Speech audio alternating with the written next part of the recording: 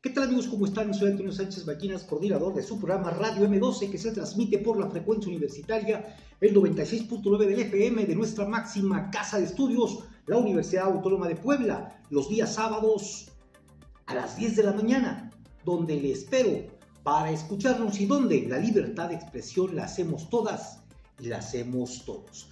Miren ustedes, queridos amigos, desde el 21 de mayo del 2019, Reuters, agencia de noticias que ofrece información en tiempo real, anticipaba un colapso de las negociaciones comerciales entre Estados Unidos y China y el aumento de aranceles a productos chinos del 25%.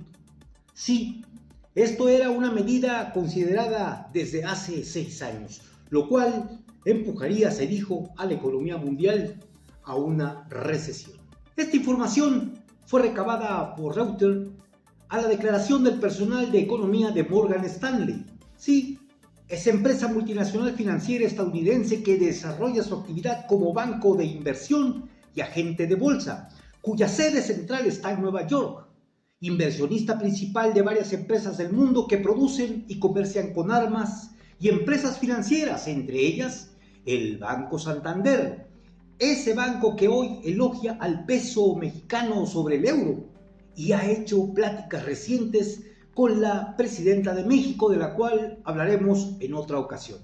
Morgan Stanley es una de las primeras 100 de 500 empresas más influyentes, no solo de Estados Unidos, sino del mundo. Ya desde esa época, según JP Morgan Research, argumentaba también la probabilidad de una recesión económica en Estados Unidos y también en el mundo antes de finales del 2024.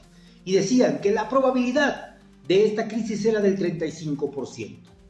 Ante esta posibilidad, intentaron salvar la crisis y ocultar sus efectos con la llegada del COVID-19.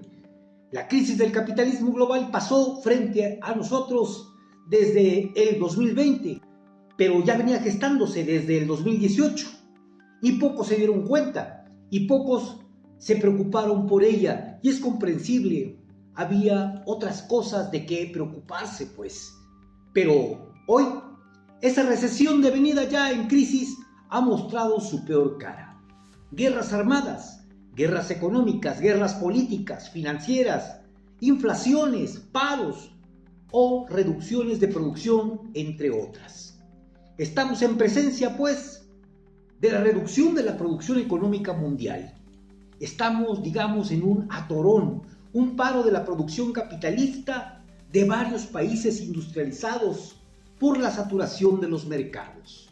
Inicialmente Alemania, luego Estados Unidos, después los países de Asia, lo cual se traduce en que hoy no hay trabajo, o dicho de otra manera, no son necesarios los trabajadores para la reestructuración del capital.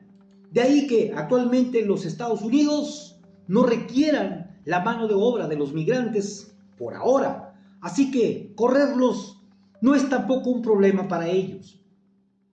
No es casual que en California y Texas, los estados con mayor migración, Trump y sus propuestas hayan obtenido un alto porcentaje de votación. En Texas obtuvo el 56% de los votos, en California cerca del 38%. Bueno, no es tan literal que el capital no requiera de todos los trabajadores, solo de algunos o de la gran mayoría para mantener la supervivencia de algunas industrias permanentes. Hoy se ha dicho que los campos están abandonados en Estados Unidos, que los trabajadores mexicanos ante el miedo de la deportación no van a trabajar y que algunos productos se están pudriendo en el campo. Pues esto no es un problema para el capital, ni es extraño que ocurra. Esto ha pasado a lo largo de la historia de las crisis del capitalismo.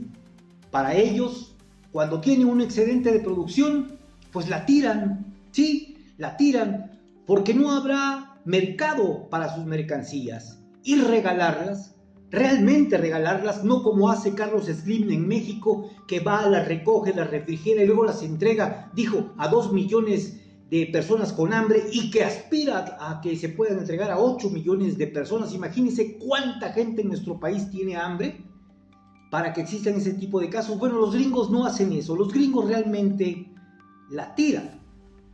pues significaría sociabilizar la producción.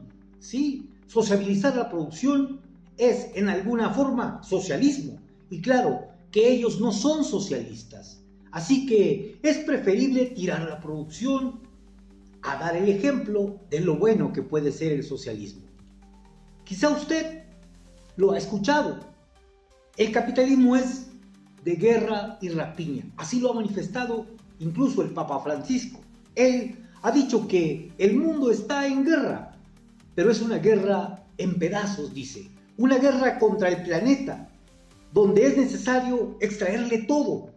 Y así, la crisis del actual capitalismo requiere para su recomposición el petróleo de México, de Venezuela, el litio de Chile, de Bolivia, de Argentina, el agua de Paraguay, el oro de los Andes, el agua también de las Amazonas. Y para lograr esto, el sistema militar del capital, el mercenario, el cual forma parte o es financiado o trabaja para los Morgan Stanley, cumple la función de quitar estorbos, es decir, la población en resistencia y las personas que habitan el lugar con cárteles, con drogas, con rock and roll, haciendo en primera instancia que se maten entre sí los mismos pobladores. O dígame usted, ¿cuántos gringos murieron en la guerra de Calderón? ¿Cuántos gringos han muerto ahora mismo por el conflicto de las drogas en nuestro país?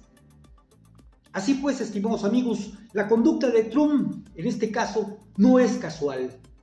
El economista Michael Rober, que durante más de 4 décadas trabajó en algunas de las principales entidades financieras globales en la ciudad de Londres, en su libro La Larga Depresión 2016, explicaba que estábamos en medio de una larga depresión y que nos dirigíamos a una recesión y luego a una crisis económica en los próximos años, es decir, los que estamos viviendo.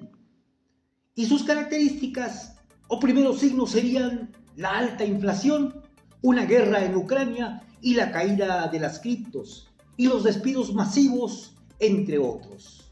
Y no, Michael Rober no es pitonizo. Simplemente hizo una predicción científica basada justamente en el Capital de Marx. Sí, ese pensamiento que muchos dicen que ya no sirve y que no es vigente.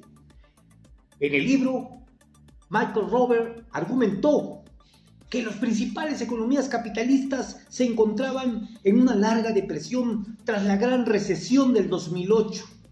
Con larga depresión, quiero decir, un periodo en el que las economías tenían un crecimiento muy bajo de producción real, inversión deficiente y productividad a tasas muy inferiores a las tendencias anteriores. Y es lo que estamos viendo, al grado que a la gran recesión estarían planteando la necesidad de terminar con el mundo globalizado. Aunque parezca paradójico, el país que impulsaba la globalización ahora quiere terminarla, se cierra, sube los aranceles. El país adorador de Adam Smith y David Ricardo y de su famoso dejar pasar, dejar hacer, dejar pasar, hoy consideran que ya no es lo correcto, que ya no es la receta ni la tesis correcta. Y es que hoy ese país tiene una gran inflación y a sus gobernantes les hacen falta los huevos. Soy Antonio Sánchez Ballinas, pórtese mal, cuídese bien, nos vemos la próxima cápsula.